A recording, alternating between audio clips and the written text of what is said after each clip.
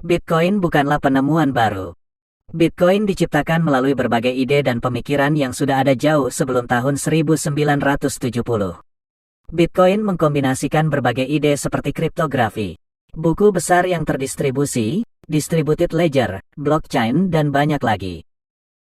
Pada tahun 1970-an, kriptografi digunakan terutama di dunia militer untuk komunikasi militer dan badan intelijen rahasia. Setelah publikasi standar enkripsi data dan arah baru kriptografi, orang melihat bahwa kriptografi dapat digunakan untuk hal lain, termasuk menciptakan uang digital. Dr. David Chaum, seorang ilmuwan komputer Amerika, dan seorang kriptografer, mulai menulis berbagai topik tentang bagaimana menggunakan kriptografi dalam uang seperti uang tunai digital dan sistem reputasi nama samaran. Chaum mendirikan perusahaan DigiCash pada tahun 1989. DigiCash memungkinkan orang untuk melakukan transaksi tanpa memberikan informasi atau identitas apapun. Sangat bagus untuk privasi pribadi. Ide ini menginspirasi gerakan Cypherpunks. Cypherpunks adalah sekelompok orang yang ingin menggunakan kriptografi yang kuat untuk privasi dan kebebasan pribadi. Sayangnya, DigiCash tidak bertahan lama. Pada tahun 1998, perusahaan di belakang DigiCash dinyatakan bangkrut. Pada akhir 1992, Eric Hughes, Timothy Cheme, dan John Gilmore merilis manifesto Cypherpunks. Ini adalah visi dari masyarakat yang menggunakan kriptografi dalam setiap aspek kehidupan mereka untuk memastikan privasi dan kebebasan mereka. Ini sangat relevan, mengingat pada tahun 1990-an pemerintah Amerika Serikat membuat Clipper chip, sebuah chipset untuk mengamankan pesan suara dan data. Namun, Clipper chip menerima banyak serangan balik, karena dianggap digunakan sebagai alat pengawasan pemerintah dan memiliki kerentanan keamanan. Tahun 1990-an adalah era perkembangan fungsi hash kriptografi. Fungsi hash adalah fungsi matematika yang selalu menghasilkan keluaran yang sama dengan masukan yang sama. Fungsinya satu arah, Anda hampir tidak pernah bisa menemukan atau menebak input asli hanya dari output hash. Fungsi hash kriptografi berguna untuk menciptakan masyarakat yang aman dan privat. Pada tahun 1997, Adam Back menciptakan Hashcash, sebuah mekanisme anti-spam. Ia menginginkan Hashcash tidak hanya digunakan sebagai mekanisme anti-spam tapi juga berguna untuk digital cash. Hashcash adalah sistem kas anonim. Pengguna tidak perlu membuat akun untuk bertransaksi satu sama lain. Adam Back juga mencoba memecahkan masalah double spending dalam uang digital melalui Hashcash. Double spending adalah risiko ketika uang digital dapat dibelanjakan dua kali atau lebih karena file digital dapat dengan mudah digandakan atau dipalsukan. Pada tahun 1998, Wei Dai menerbitkan proposal yang disebut B-Money. Proposal ini memiliki kesamaan dengan Bitcoin, karena semua transaksi akan disiarkan secara terbuka, dan ada sistem server yang berfungsi untuk memeriksa saldo uang dan diberi insentif untuk tetap jujur. Pada tahun 2004, Halvini membuat Reusable Proof of Work, RPOW, sebuah token kriptografi unik yang hanya dapat digunakan sekali. Reusable Proof of Work adalah implementasi server publik pertama yang dirancang untuk memungkinkan pengguna dari seluruh dunia memverifikasi integritas dan kebenaran data secara real-time. Penemuan ini meningkatkan privasi akhir dari pengguna. Setahun kemudian, Nick Szabo menerbitkan proposal yang disebut BitGold. Ini adalah proposal untuk membuat token koleksi digital yang dibangun di atas Reusable Proof of Work. BitGold memiliki kesamaan dalam hal kekekalan dalam blockchain Bitcoin. Satu-satunya perbedaan antara BitGold dan Bitcoin adalah Nick Szabo tidak membatasi total unit BitGold. Satoshi Nakamoto, tahun 2007 sampai tahun 2010. Bitcoin. Bitcoin tidak muncul dalam satu malam. Itu adalah ide kolektif yang disempurnakan dari waktu ke waktu.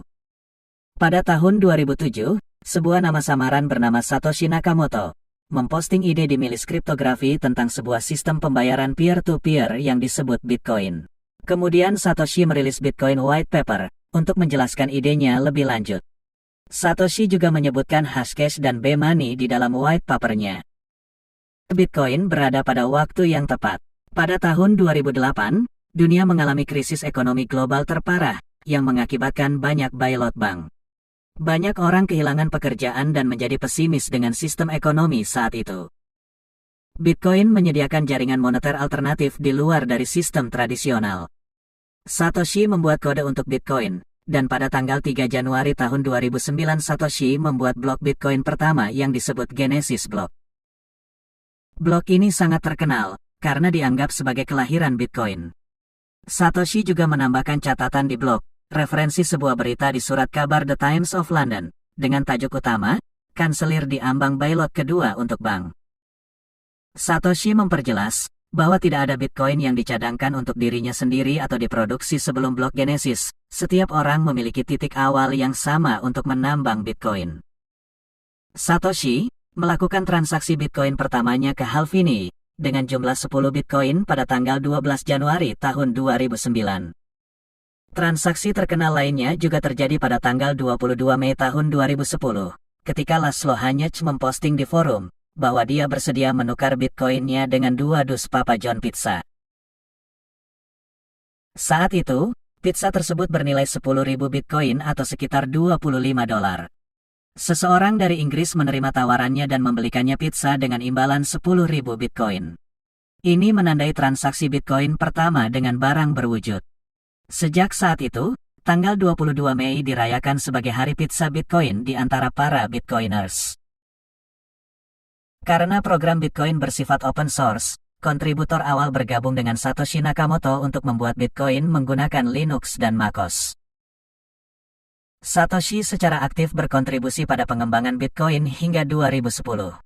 Tidak ada yang tahu, mengapa Satoshi memutuskan untuk mundur dari proyek tersebut, tetapi hilangnya Satoshi mungkin adalah hadiah terbesar untuk Bitcoin. Proyek open source menjadi terdesentralisasi, dan bahkan tanpa keterlibatan Satoshi, pengembang masih mengerjakan Bitcoin hingga hari ini. Skandal, retasan, aktivitas ilegal dan startup kripto, tahun 2010 sampai tahun 2014. Bitcoin menerima reputasi buruk dan menjalani jalan yang berliku pada awal tahun 2010 sampai tahun 2012. Mt. Gox, Bitcoin exchange terbesar saat itu, diretas pada 2014 dan kehilangan 744.408 Bitcoin. Tahun itu juga merupakan tahun ketika banyak startup yang didanai oleh perusahaan kripto didirikan seperti Coinbase, Bitfinex, Blockstream, dan lain-lain. Forking, diterima oleh institusi, Satoshi palsu dan bull run tahun 2014 sampai tahun 2017, terlepas dari skandal yang mencemarkan nama baik Bitcoin. Bitcoin terus mengalami perkembangan. Pada tahun 2014 menandai awal penerimaan institusi. Perusahaan besar seperti Microsoft dan Wikipedia mulai menerima pembayaran dalam Bitcoin. Pemilik usaha kecil, terutama di daerah pariwisata juga menerima Bitcoin sebagai metode pembayaran. Bitcoin mendapatkan popularitasnya, tetapi banyak yang masih skeptis tentangnya. Jepang menerima Bitcoin sebagai alat pembayaran yang sah, tetapi banyak negara juga melarang Bitcoin sebagai alat pembayaran yang sah. Bitcoin menjadi populer di kalangan investor retail, karena setelah peristiwa halving di tahun 2016, Bitcoin memasuki pasar bullish. Harga Bitcoin naik dari $600 menjadi $20.000, dan kemudian mengoreksi dirinya sendiri menjadi $3.000. Meskipun harga turun 80% dari puncaknya, Bitcoin tumbuh 500% dari harga rendahnya. Periode ini juga menandakan pertumbuhan cryptocurrency. Ada ratusan cryptocurrency dan ICO baru yang dibuat selama periode ini.